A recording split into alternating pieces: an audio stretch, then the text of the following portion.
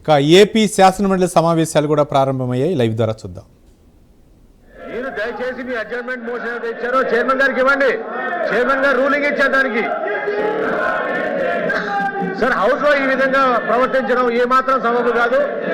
మీరు దాన్ని ఖండించాలి సార్. అది కరెక్ట్ కాదు సార్ ఆ పద్ధతి.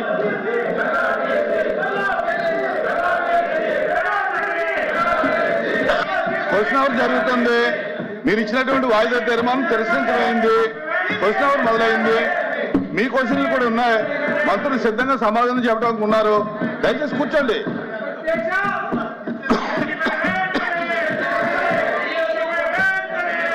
ప్లీజ్ కూర్చోండి. ప్లీజ్ కూర్చోవాలి.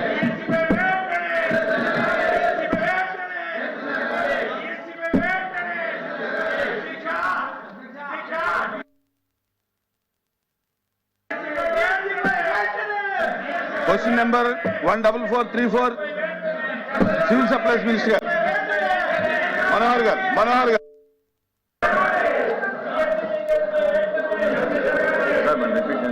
Question number 14434.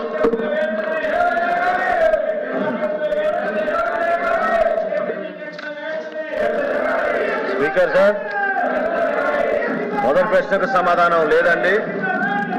రెండో ప్రశ్నకు సమాధానం ఈ ప్రశ్న ఉత్పన్నం కాదు చైర్మన్ గారు. మూడో ప్రశ్నకు సమాధానం ఈ పథకాన్ని 2021 సంవత్సరంలో మొదలు పెట్టడం జరిగింది మరియు సెప్టెంబర్ 30 తారీఖు 2026 తేదీన ప్రారంభించబడుతుంది అధ్యక్ష. ఇప్పటి వరకు చేసిన ఖర్చు 385 కోట్ల అధ్యక్ష.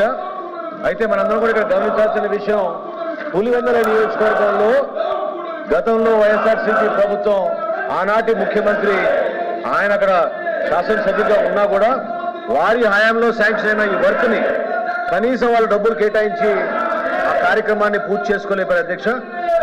మా ఎన్డీఏ ప్రభుత్వ కూటమి మాత్రం స్పష్టంగా గౌరవ సభ్యులు తెలియజేయడం జరుగుతుంది అధ్యక్ష. ఎట్టి పరిస్థితుల్లో సెప్టెంబర్ 30 తారీఖు కల్లా ఈ పథకాన్ని పూర్తి స్థాయిలో ప్రారంభిస్తామని మీకు దాదాపు చెప్తాను అధ్యక్ష.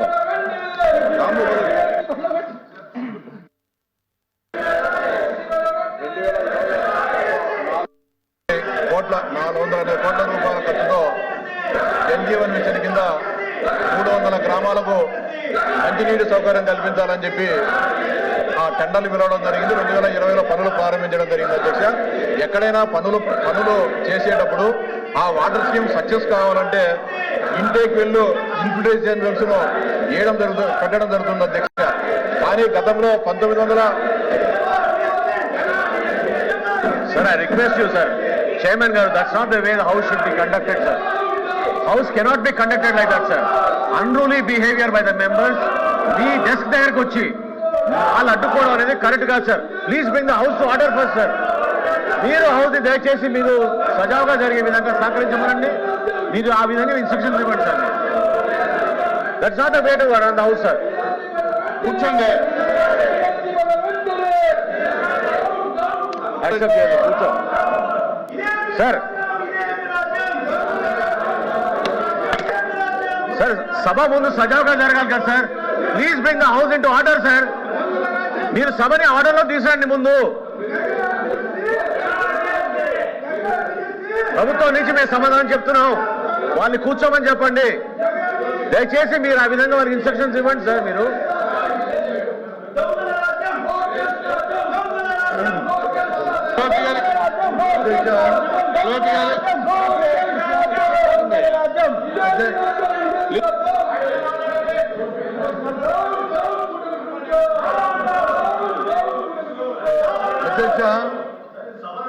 అధ్యక్ష ఈ విధంగా మాట్లాడతారా సార్? చెప్తున్నాను. ఆర్డర్ తీసేయండి సార్. మీరు చెప్తున్నాను. ఇవాళ ప్రభుత్వం అంటే పారదర్శకంగా ఉండాలి. ప్రభుత్వం అంటే తర్వాత భేదం ఉండకూడదు. ప్రభుత్వం అంటే అందరికీ న్యాయం జరగాలి. కానీ మనం జరిగినట్టు చేస్తున్నాం.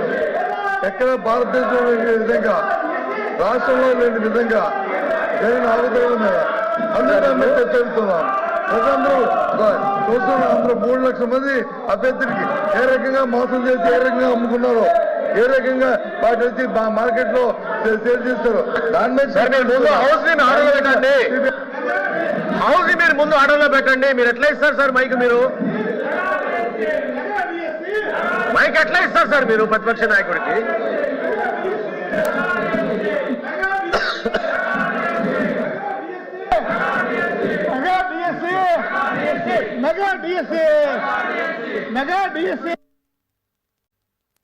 సార్ ఏం సార్ అది?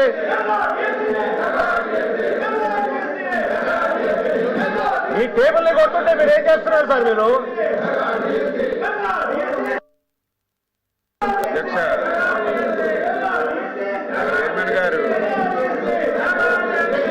డిఎస్సి మీద మాట్లాడే నైతిక హక్కు గొడ్డల పార్టీకి లేదు అధ్యక్ష.